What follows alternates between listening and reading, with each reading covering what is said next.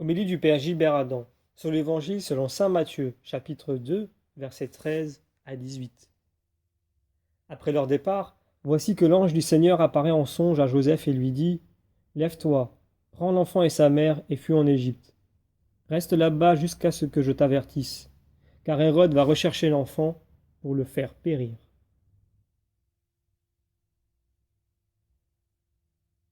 La violence s'attaque à la racine de la vie, au germe, là où elle est née. Elle s'attaque toujours là où se trouve l'espérance de notre vie. Le Seigneur Jésus appelle son bon serviteur Joseph. Et comme les Hébreux avaient fui en Égypte pour y subsister, Joseph et Marie rejoignent la vallée du Nil. Cette action permet à la promesse de se développer. Jésus devient un réfugié qui attend l'accueil qui lui sera réservé. Un nouveau départ s'opère. Pour beaucoup aujourd'hui, l'histoire de l'humanité ressemble à cet enfant. Hérode, qui veut dominer le monde, exerce un pouvoir sans limite. Cela entraîne un océan de violence sans nom. Le fruit de son enfermement sera le massacre des saints innocents. La naissance de Jésus apportait au monde un nouvel amour, une nouvelle innocence.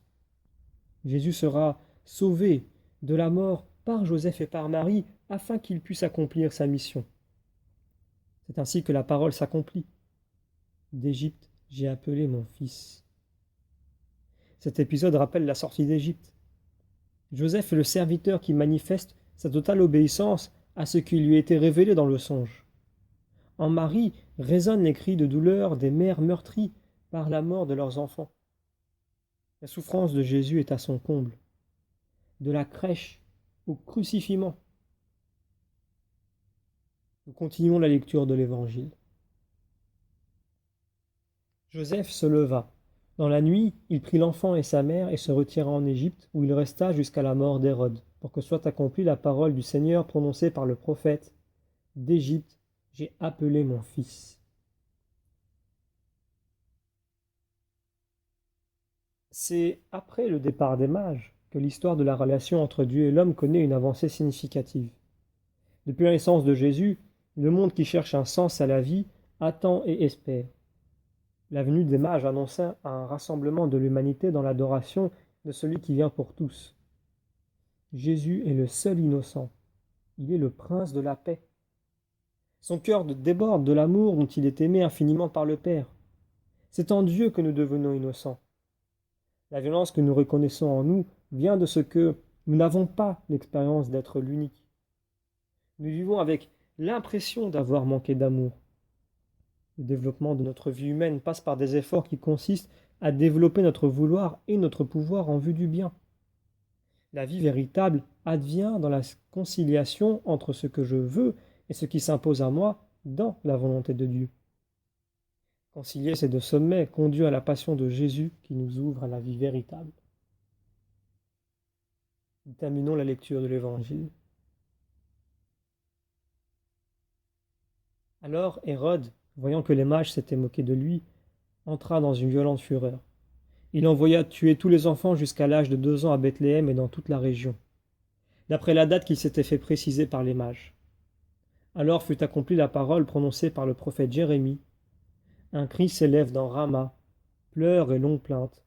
C'est Rachel qui pleure ses enfants et ne veut pas être consolée, car ils ne sont plus.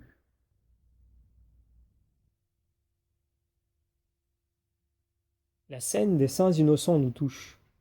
La violence s'y explose dans une barbarie qui nous rejoint dans notre présent actuel.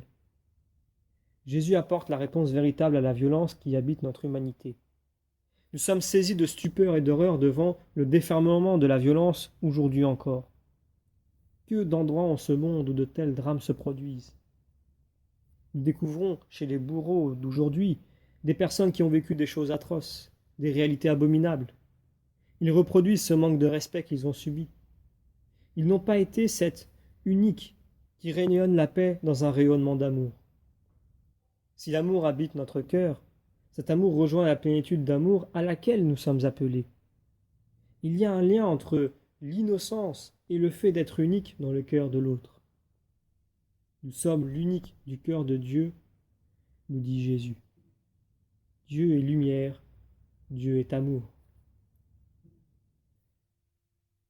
Demandons à Jésus de libérer notre cœur de toute violence, de toute injustice et de tout mal.